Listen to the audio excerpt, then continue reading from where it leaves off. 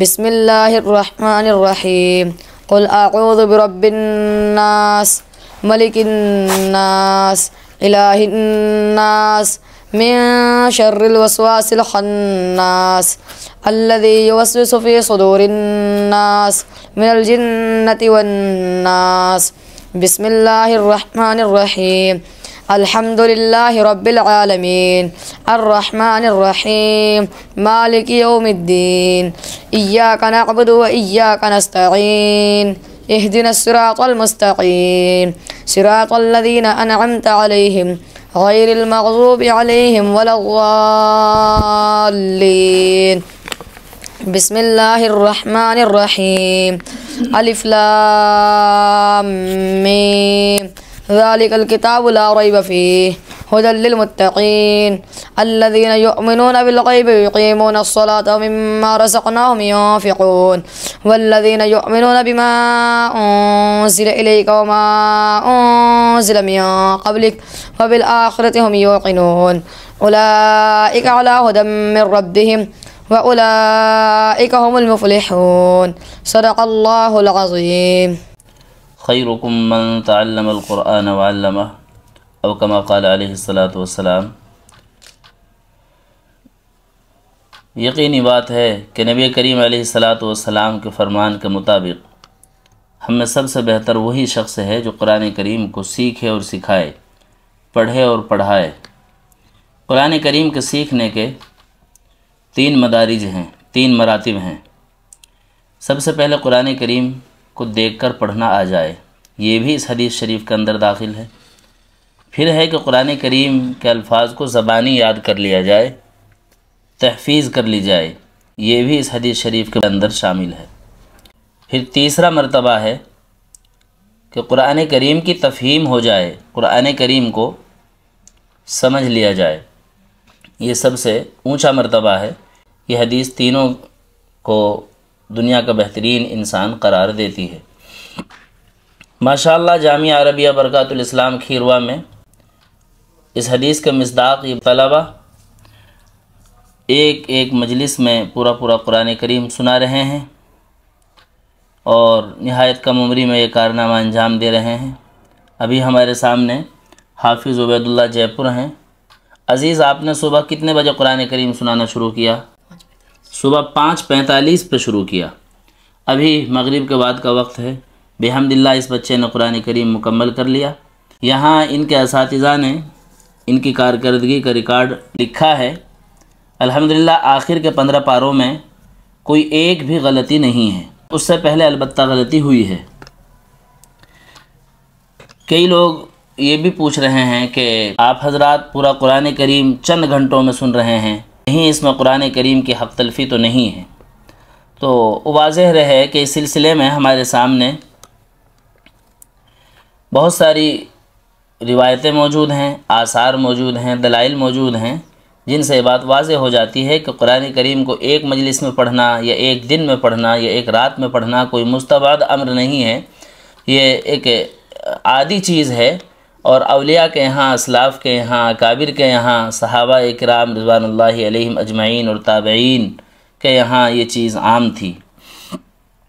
علامہ عبدالحی لکھنوی علیہ الرحمہ نے اقامۃ الحجہ علی ان الاکثار فی التعبد سبب بدعہ کے اندر اس قسم کے بہت سے واقعات ذکر فرمائے ہیں، جن سے یہ ثابت ہوتا ہے کہ قرآن کریم کو ایک دن میں صرف ایک ہی دفعہ نہیں بلکہ متعدد دفعہ ختم کرنا ممکن ہے، اور پھر اس سلسلے میں واقعات بھی درج فرمائے ہیں۔ سب سے پہلے تو ہم حضرت عثمان غنی رضی اللہ تعالیٰ عنہ کا عمل آپ کے سامنے بیان کرتے ہیں۔ آپ رضی اللہ عنہ ایک رات میں ایک قرآن کریم پڑھ لیا کرتے تھے، 2 رکعتوں میں پورا قرآن کریم پڑھ لیا کرتے تھے، بلکہ ایک رکعت میں بھی پورا قرآن کریم ختم فرما لیتے تھے۔ اسی طرح حضرت تمیم داری ایک رکعت میں پورا قرآن کریم پڑھ لیا کرتے تھے، اور حضرت ثابت بنانی تو روزانہ ایک قرآن کریم ختم کر لیتے تھے اور ہمیشہ روزہ بھی رکھتے تھے، یعنی گویا دن میں روزے کی عبادت اور رات میں قرآن کریم کی عبادت۔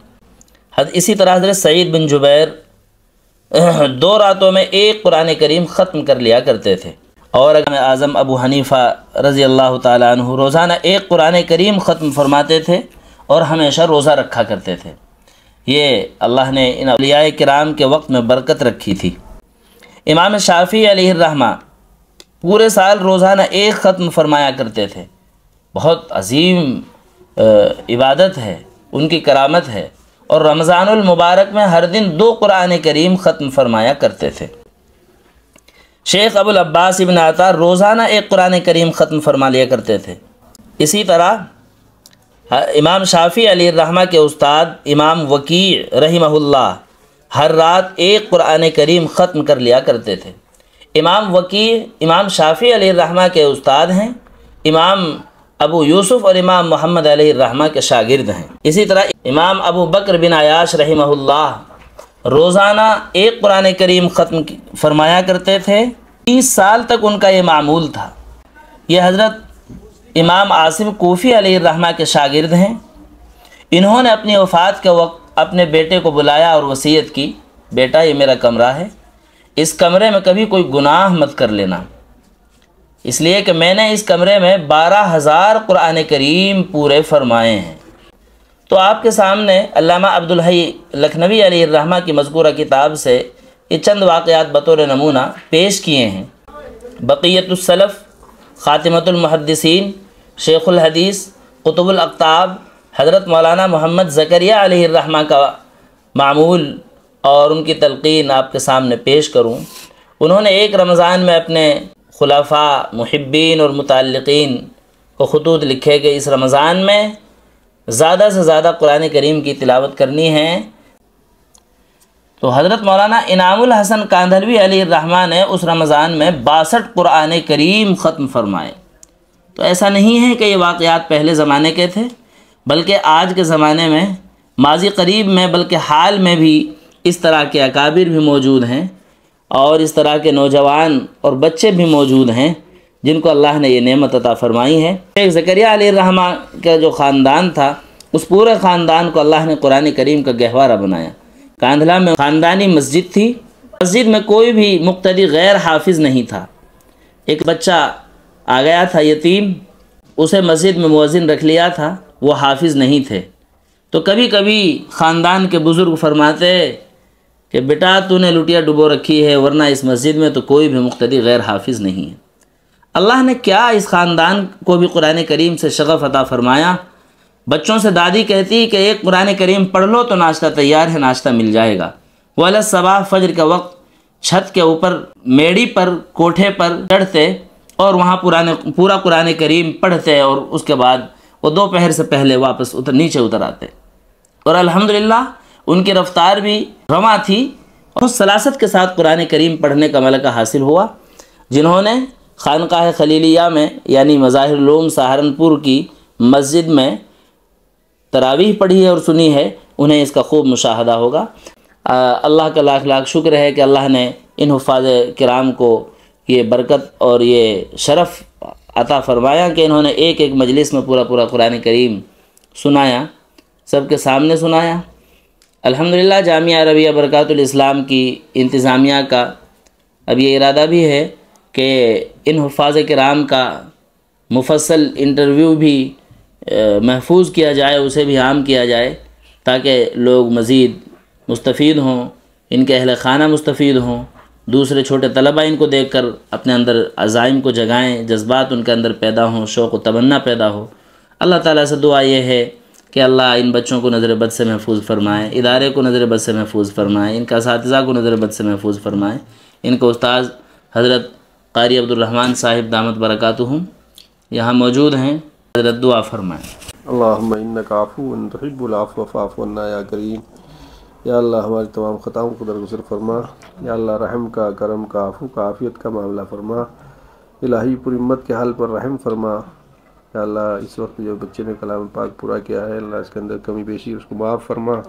یا اللہ اس کو ہمارے لیے اور پوری امت کے لیے ذریعہ نجات فرما۔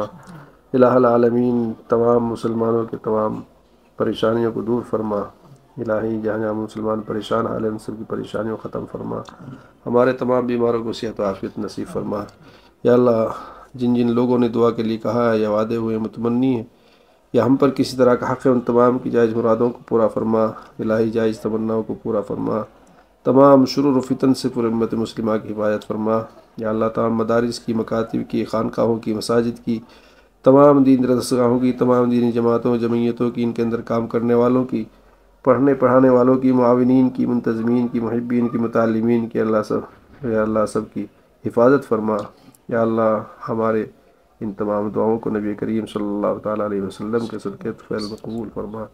سبحان ربک رب العزت عما یصفون وسلام علی المرسلین۔